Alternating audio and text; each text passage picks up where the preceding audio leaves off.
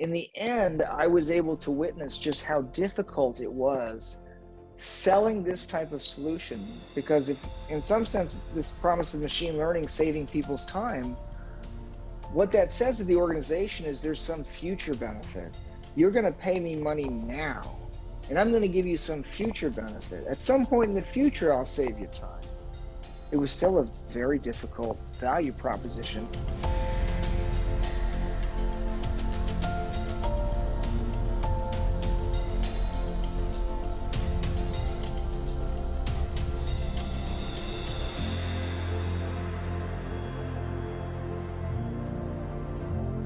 Welcome everyone to a new episode of Looking Ahead.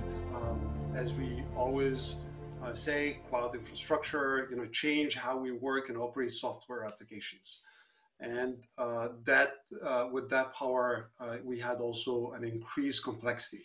And that complexity, if not handled properly, and if we not think about it differently, that may cripple the innovation or our ability to really innovate fast as we want to.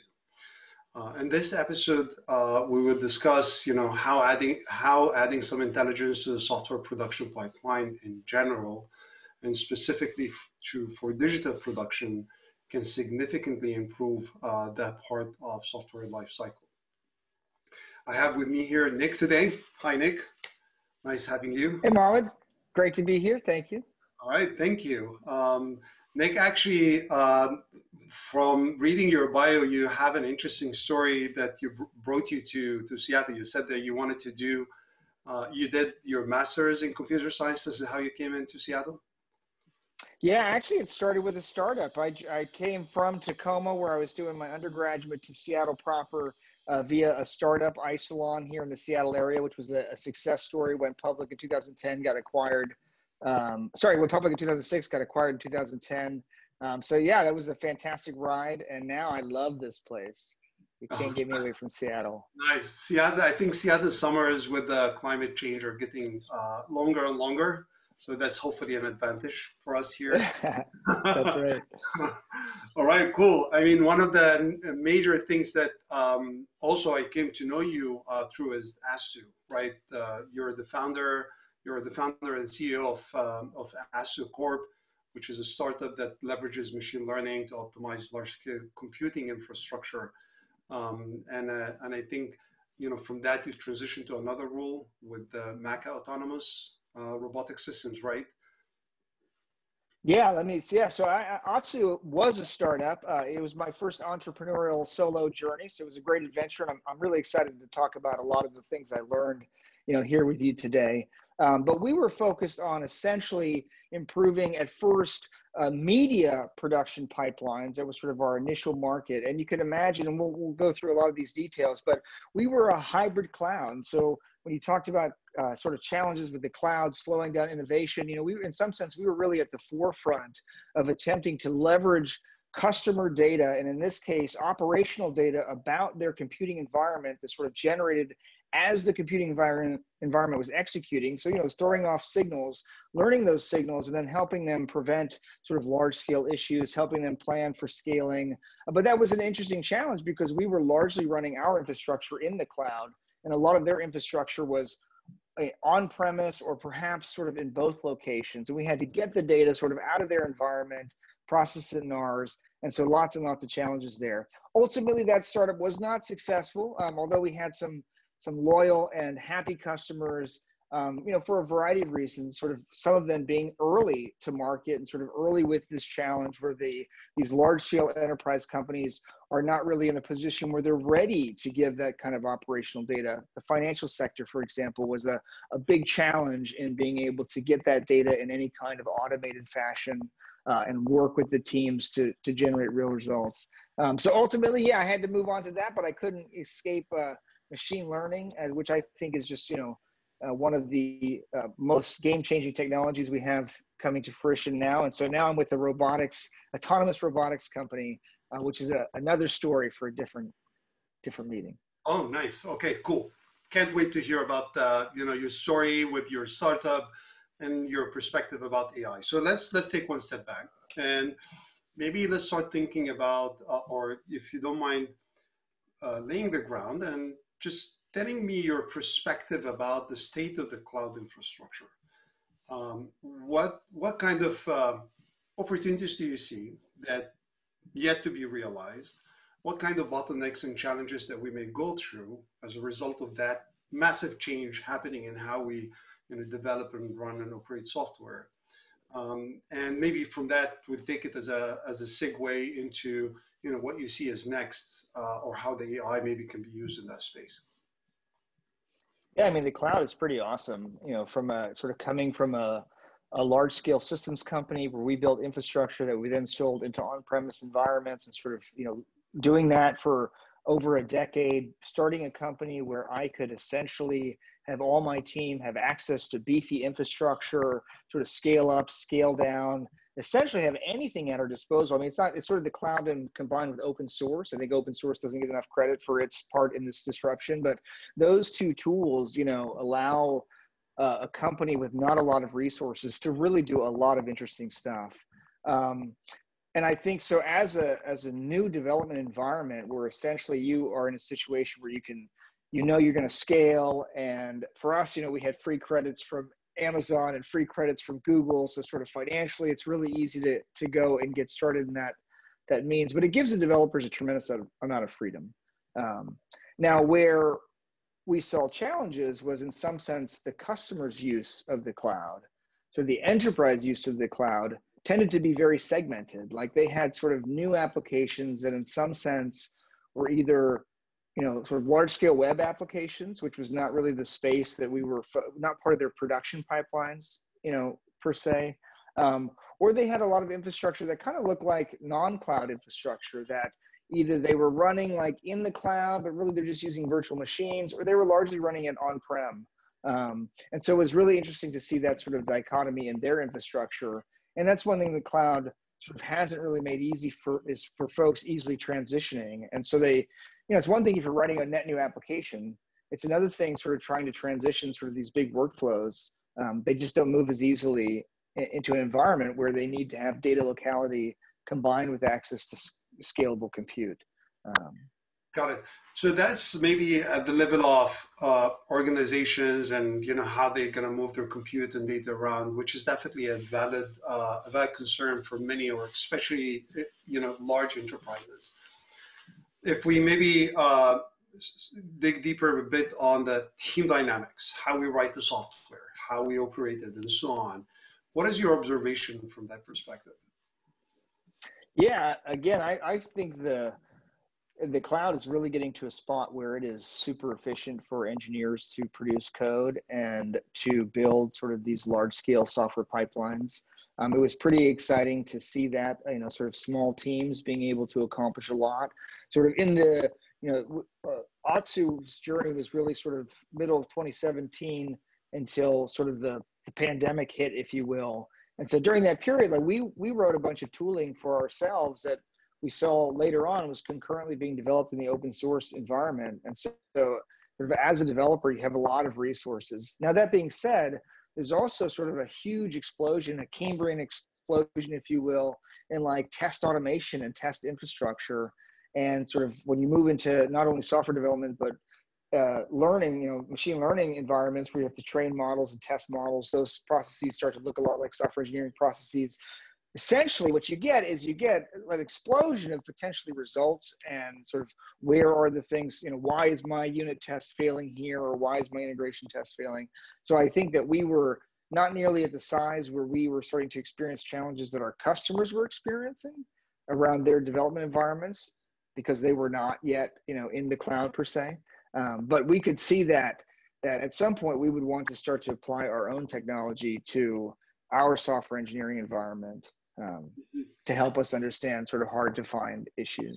One of the challenges I personally experienced, and I see with many companies either early on in their journey or just they're sort of day two, look at the individual level or a smaller kind of unit single microservice. Things are getting a bit more clear. You can do a lot of things in terms of unit testing and managing a single microservice. But when it comes to the aggregate of all of those microservices or the big picture, things become really complex. It's really hard for you to manage those hundreds of microservices.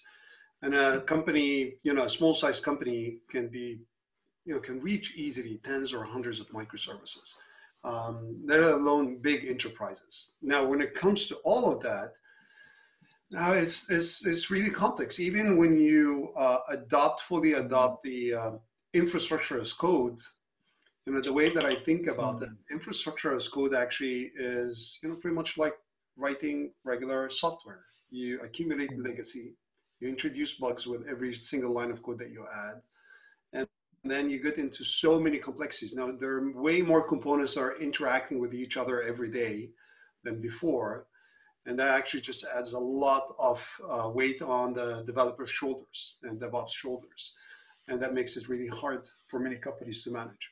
And actually, I think this might be one of the reasons that you founded ASU from the beginning. You wanted to help companies to maybe overcome some of the production pipeline complexities or some of the performance improvement complexities at that space. So if you can tell me more about that, what's your take? What is the founding story? How did you discover this that part, and how did the idea actually come, to be such a big project? Yeah, that's a great question. Yeah, it was really in tandem with a large scale animation studio. Essentially, through my previous work as a systems employer, like we created equipment and sold it into this industry, and I got to know those folks. And this was sort of a persistent challenge that they had. And the challenge wasn't they could procure enough infrastructure, they could scale horizontally, but what essentially they had a software engineering environment where they needed to maximize the creative freedom of the people working. It was the artists and it was the tools and technicians that were essentially creative, creating creative tools for the artists. They were the money makers. The people operating the systems are sort of there for the infrastructure, and they've got to get out of the way and let things run fast. But what they would find is that it was very, the balance of sort of maximizing the use of infrastructure often came at the cost of being brittle. It took one individual to sort of have a different set of parameters, do the wrong experimentation, and they could overwhelm portions of the infrastructure. And then because of that sudden surge of load and the fact that you have a bunch of essentially non-cooperative applications working together. And so there were certain shared resources, their storage infrastructure was shared. That was my background. And so that made a lot of sense, but also their scheduling infrastructure was shared.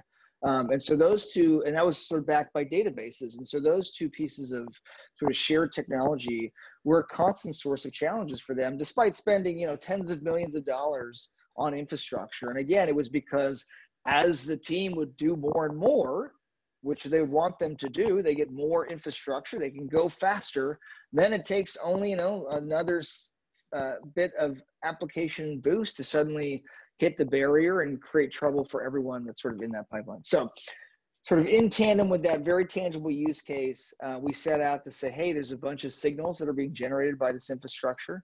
In our case, we focus first on sort of storage infrastructure challenges, which was, my background and where their biggest challenges lied at the moment. But we ultimately did also develop for the scheduler as well.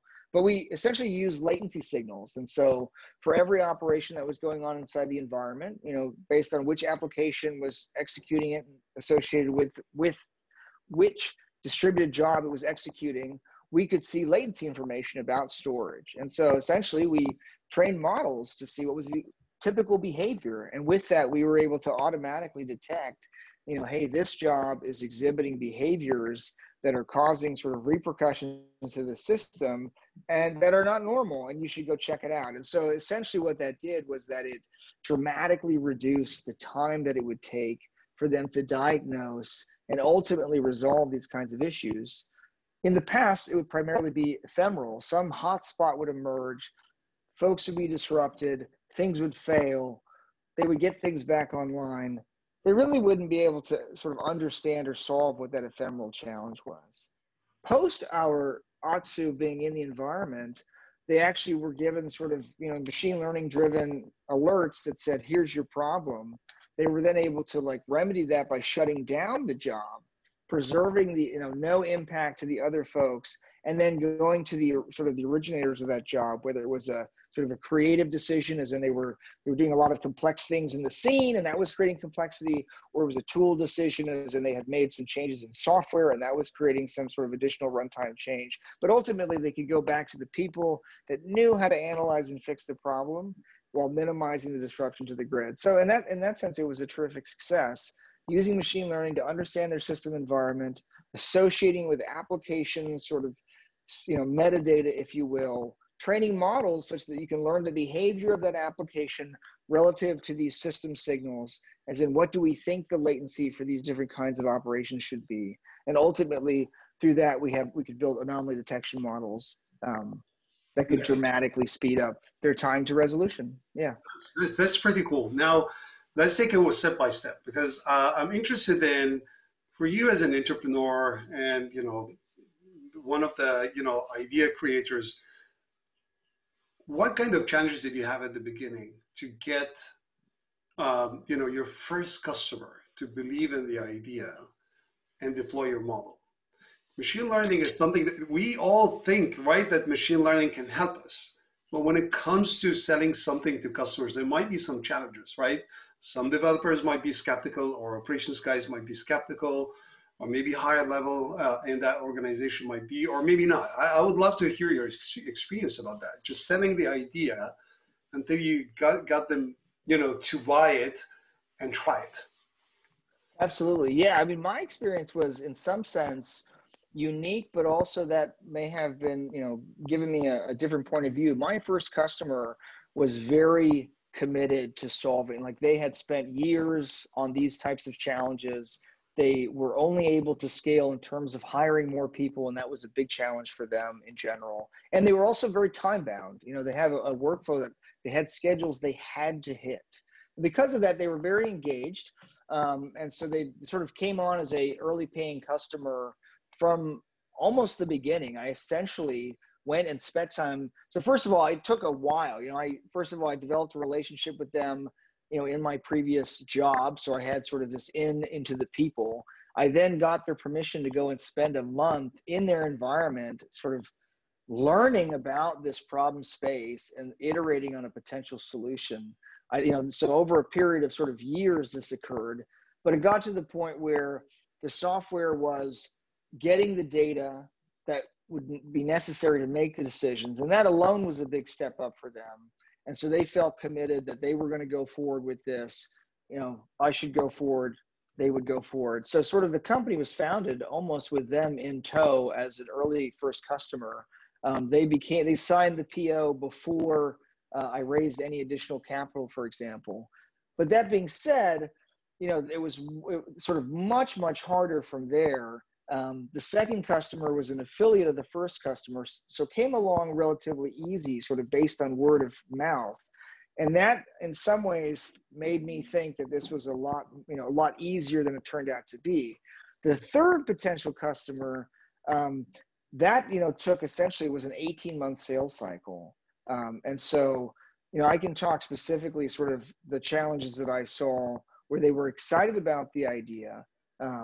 But ultimately, as you say, to get them to really benefit from the solution, they had to be willing to give us some of their data. And they had to be willing to deploy our software essentially on every one of their production computing environments. And those were both two very big hurdles that I was in some sense deceived or misled by how easy, quote unquote, those first two customers were. But it was really the strength of my relationship as an entrepreneur, my focus on their problem so specifically, and their desperation, which was a great thing, but not shared equally by all the players in the market. And so while I made that traction with media, for example, finance, ultimately there were real barriers in finance. We got to the point working with an investment bank where they were very committed to the approach. They gave us some data, but ultimately they would not give us access to the data on a recurring basis. And so you can't build a solution, that's machine learning driven, that doesn't work without any recurring data. So we sort of had those challenges. And it was also, it was sort of any startup selling into the enterprise will also face sort of the litany of startup challenges, especially with a new product, which is, do you have a budget item for this? You know, is there something that the organization is already paying to be able to bring your product in? So I sort of hit a whole gamut of challenges, ranging from political challenges, sort of the, you know, someone in the organization that just says, no, we're not going to do this, to sort of use case challenges, as in you have a champion, but there isn't a great fit for it right now. And so they could spend a lot of your time, but ultimately the organization doesn't buy into the problem. Sort of data sharing challenges where the technical team is totally aligned, the management team is aligned, but the legal team, you know, sort of the risk team is not aligned. You know, and even our best customer and the customer that started the, you know, essentially we started the company with sort of in tandem. In the end, I was able to witness just how difficult it was for our champions, our financial champion, who was a big VP in the company, selling this type of solution. Because if, in some sense, this promise of machine learning saving people's time, what that says to the organization is there's some future benefit. You're going to pay me money now, and I'm going to give you some future benefit. At some point in the future, I'll save you time. You know, at some point in the future, you'll have, and so it's sort of, even though they had seen 2 years of it working for them, it was still a very difficult value proposition versus buying more equipment, versus hiring another person. You know, those things are very tangible. So if I so was, I really like the whole gamut. got it. So if I would boil it down to specific, to hurdles that are specific to the machine learning, data sharing, right? Legal teams or maybe Yes. security teams are not with that. I'm wondering about also the specifics of the machine learning, how it works. I'll give an example. So sometimes working in also the field of infrastructure and how to use machine learning there. Sometimes engineers would come to me and they would say, you know what, I want to know how the decision is made. I want to reverse engineer that or be able to understand the rationale behind it. I'm not sure if you also face any other challenges that are related to that or not, because machine learning or selling machine learning based services and innovation is different. It's not like, it requires more from the user side, sometimes a leap of faith. So I'm wondering what other also areas or challenges that you face with you trying to sell a machine learning based solution in addition to the data. Yeah, so you're right on. I mean, you just touched on something. So we faced some distinct challenges. So data sharing obviously was a distinct challenge. The other challenge, as you say, was explainability. And so we actually put a lot of effort into, you know, building secondary models that would help explain the rationale for why the anomaly detection system had flagged this process. But it was still complex. You know, if you think about it, those are features of a machine learning model. We're saying some of these features are heavier than these features. Therefore, you still have to be a systems person to diagnose and essentially because those features are ultimately technical attributes. And I would say that explainability drove sort of the third challenge that we had, which was that they needed to see evidence that it worked, but it was a chicken and the egg. In order for it to be successful, it had to be able to get the data. It had to be able to get the full range of the data. You couldn't bring it in and test it on 10 computers. 10 computers wasn't enough, you know, of representative sample of load for us to then be able to detect some large scale problem. You really needed to run it on all 4,000 computers. And so you really had these sorts of hurdles of getting access to the data, explaining sort of the results of the models, and then being able to prove to them, sort of train on their data to show evidence on their data. And we couldn't roll in with a canned model that was trained on some other workflow and show them that it worked. So those were definitely three challenges that we had. A fourth challenge, you know, was just in general, misunderstanding about what machine learning could do and sort of expectations about machine learning that were really not practical. And so it was very easy to waste a lot of time, quite frankly, because our champion would bring other folks into the meeting or want to expand our use cases, because that's a classic enterprise technique for lowering the price. Is if they get two organizations to buy in on the solution, the price becomes lower. It's sort of easier for IT to handle the rollout, et cetera. And so that was a very common technique. We'd get someone excited about it. They would sort of see a value in their use case. They would go looking for others. We would then spend time, because it was machine learning and infrastructure, and it was typically far away or very difficult. Like these were not tangible machine learning or problems that machine learning could address. So anyway, that was definitely a fourth category of challenge that we ran into. Now, given all of that, and from your experience as an entrepreneur, do you think that machine learning for infrastructure is too early, just right about the time? And what is missing actually for this to reach the tipping point, right? To, transition from just the early innovators adopting it to maybe early majority. What's your take on that? Yeah, I think it's probably concurrent. I mean, I do think there's a number of startups right now that are leveraging machine learning. You see it first in security, a lot of the state of the art in security, edge endpoint security, sort of, intrusion detection is really machine learning driven for the most part. And that's moving from, canned models to more complex models, or models that are sort of retrained at the edge, online models, et cetera.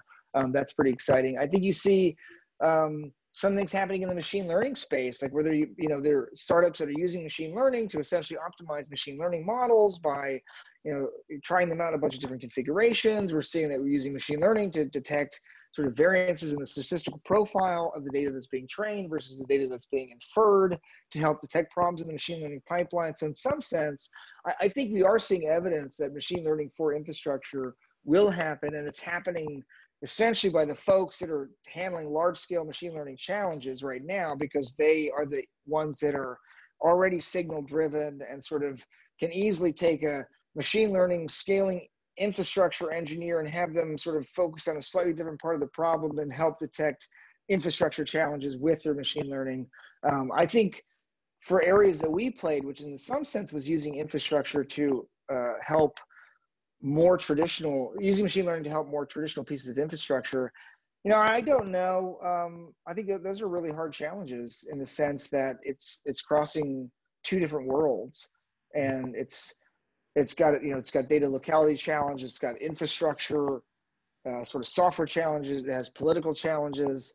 I don't know if we'll see sort of full scale challenges solved in that area versus sort of those technologies just being less and less of the software development pie as more and more software is built sort of cloud native. I think that's one thing, is that we might just not, use machine learning to help find problems in a bank's COBOL financial system, that we're not going to do that. So I think there's just a recognition, right? Like right now, the vast majority of software in production is the old way. And so that's tempting to really try and tackle some of those problems, but you don't have uniformity of signals. That's a challenge we ran into, is that cloud native software tends to have a lot more uniformity of signals, much easier to learn about a variety of different applications if they've all using similar logging tools, for example.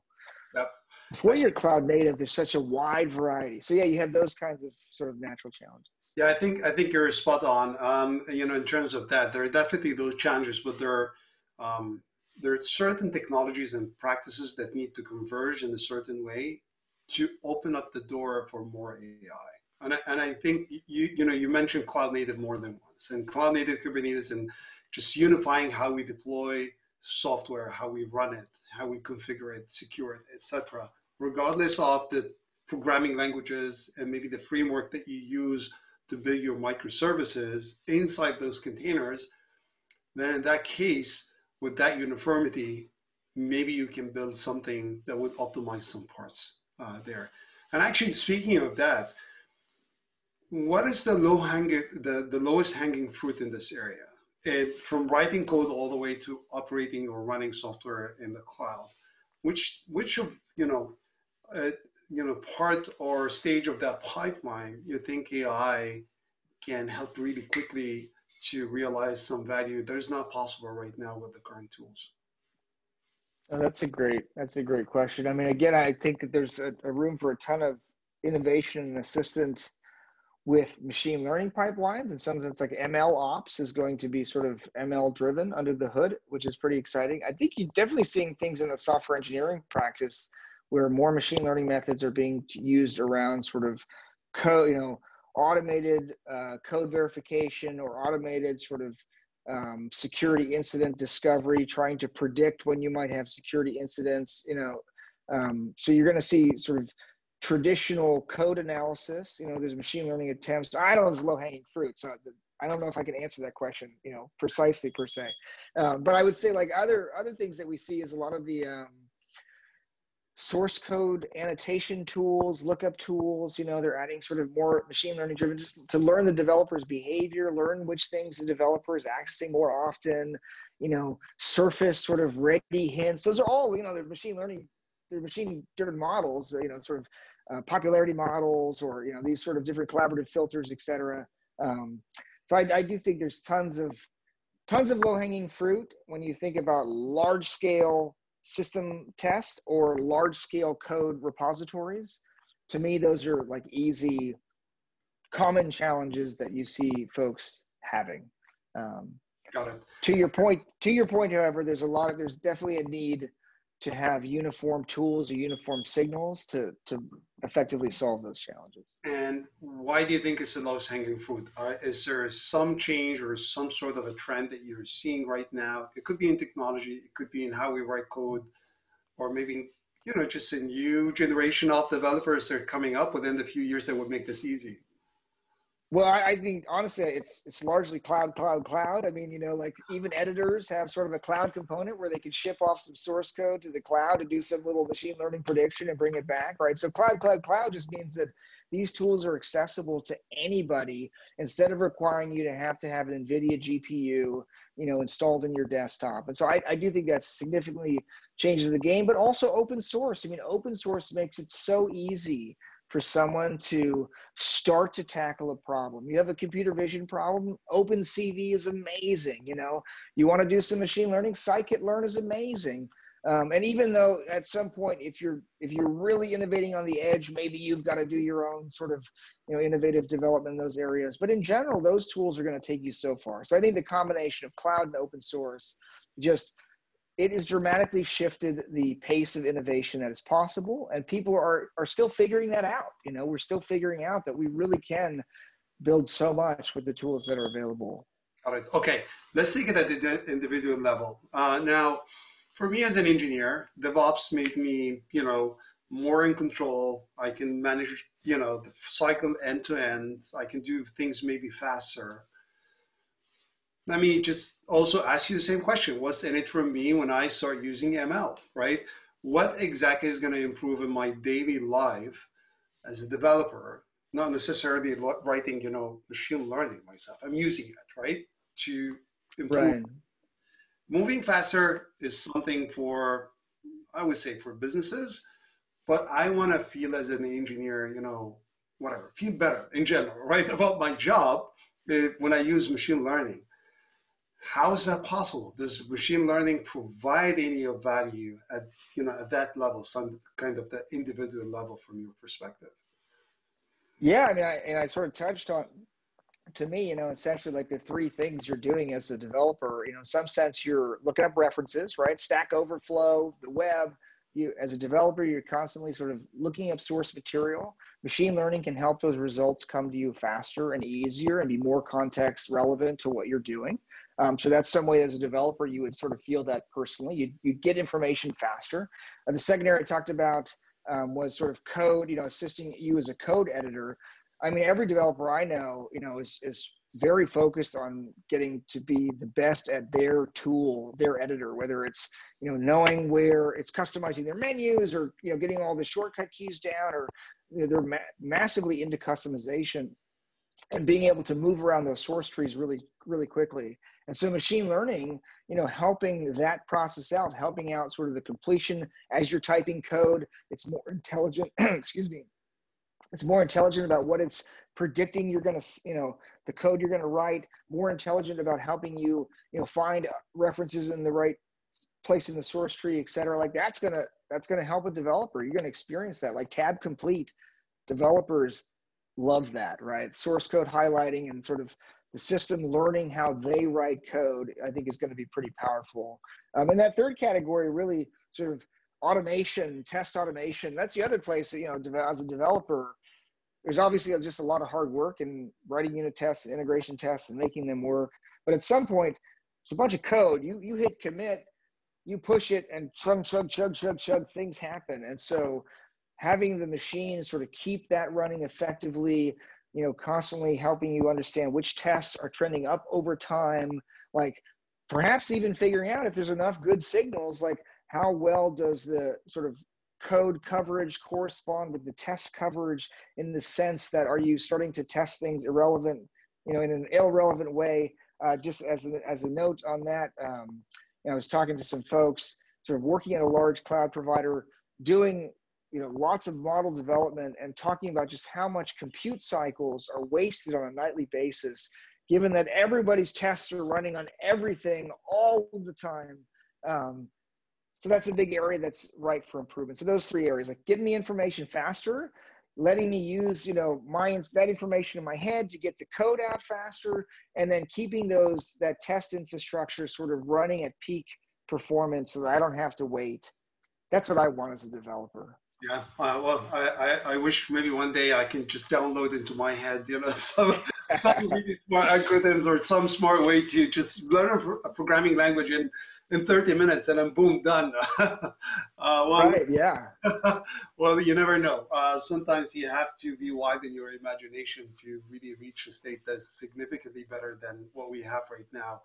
Cool. All right. So maybe if you don't mind closing with your advice and recommendation to, two personas, entrepreneurs who might be interested in pursuing that space, and engineers who might be either exploring or skeptical about, the ability of the AI to improve their lives every day. So, any final words for both those guys?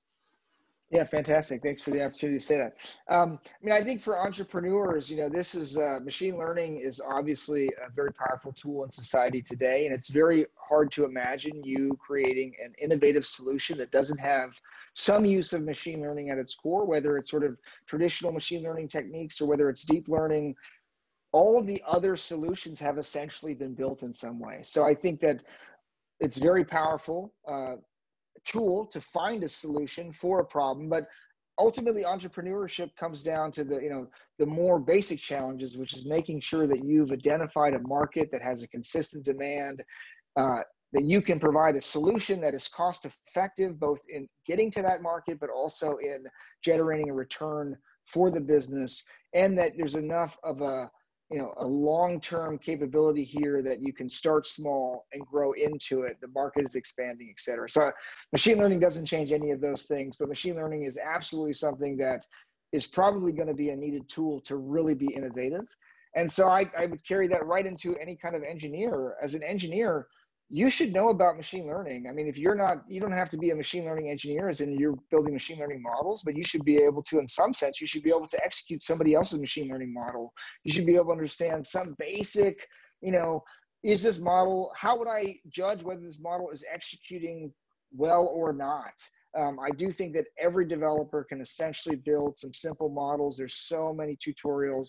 It's totally worth it because being able to deploy machine learning models is an important tool in a developer's tool bag, knowing where it is in the pipeline. And so I think once the developer starts to become familiar with the power that machine learning has, because we're all using it in our daily lives in so many different ways, when you start to sort of understand at a basic level how using statistical machine learning built models can help make better decisions for your program, you're going to look for other opportunities. And it's very natural as a developer to then be like, oh man, if there was a machine learning model watching how I interacted, it would start to understand my techniques. Like it should know like how to build a new like I always start out my new classes this way. A machine learning model could learn that, and it could sort of predict sort of what your template would be for your classes. And, as a business, you would have lots of people doing that. There'd be lots of interesting information. So I think it really comes down to that. Like as developers, as they should, put machine learning not necessarily as a machine learning specialty, but just being able to use it as a tool in their tool bag, then they're very quickly going to want to say, how is this helping me? I know it can be helping me. Yeah, absolutely. And again, you're spot on. Just maybe to summarize that quickly, you know, throughout the history of humanity, all the tools that we've been building so far, they're just passive, right? They do whatever we use them or whatever we use them at. Machine learning is going to make our tooling more, proactive, right? It's more, actively engaging with the task that we're trying to achieve, and over time improving, number one, our own ability to finish that task, and number two, that tool's ability to basically help us do more, right? It learns, it's more active, it's trying to basically improve, whatever is asked from that tool to do.